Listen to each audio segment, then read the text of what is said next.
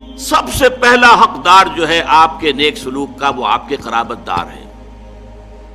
الاول فالاول الاقرب فالاقرب. ہمیشہ قرآن مجید میں سب سے پہلے ذی القربیٰ وآت ذی القربیٰ حقہ والمسکین وابن السبیل ولا تبذر تبذیرا. یہ بھی ہمارے منتخب نصاب کی آیت ہے سورہ بنی اسرائیل کی.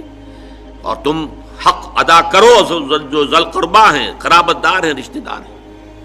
یہ خاص طور پر بات کیوں کہی جاتی ہے؟ عام طور پر قرابت داروں میں، قریبی رشتہ داروں میں شکر رنجیاں ہوتی ہیں.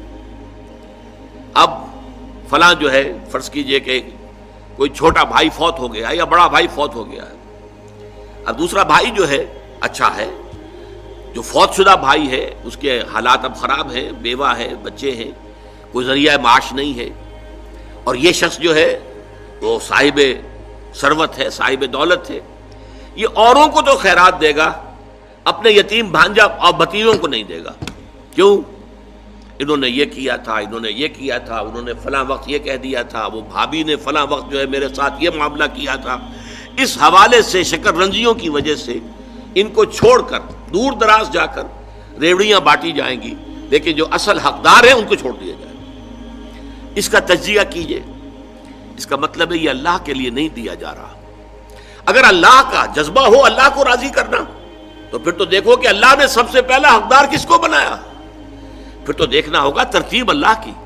اللہ کی ترتیب میں تو آت المال علی حبہ ذوی القربیٰ، ذوی القربیٰ سب سے پہلے ہے. اس کے بعد یتامى ہیں، مساکین ہیں، وابن السبیل ہیں، والسائلین ہیں، وفی الرقاب ہیں.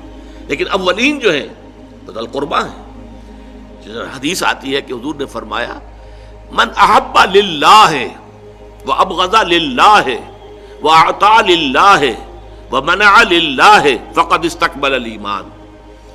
جس نے اگر کسی سے محبت کی تو اللہ کے لیے محبت کی، کہ اللہ کو پسند ہے کہ اس سے محبت کی جائے. اور کسی سے بغض اور عداوت رکھی تو وہ بھی اس لیے کہ اللہ کو پسند ہے کہ اس سے بغض رکھا جائے. اور اگر کسی کو کچھ دیا تو اس لیے کہ اللہ کو اس کا دینا پسند ہے. اور کسی سے کچھ روکا تو اس لیے روکا کہ اللہ کو اس کا روکنا پسند ہے. یعنی انسان کے تمام اعمال کا اصل موٹو جو ہے وہ ذات باری تعالی اور اس کے احکام اور اس کی پسند، اس کی ناپسند بن جائے. اگر یہ ہو جائے من احب للہ ہے وابغض للہ ہے واعطى للہ ہے ومنع للہ ہے فقد استکمل الایمان، تو ایسے شخص نے تو اپنے ایمان کی تکمیل کر لی. یہ کمال ایمان کا مقام ہے. تو لہذا نیکی کے معاملے میں یہاں ہمارے سامنے جو بات واضح طور پر آئی کہ آج کا جو ہمارا سبق ہے اس کا حاصل کیا ہے کہ نیکی کا ایک ظاہر ہے، ایک باطن ہے.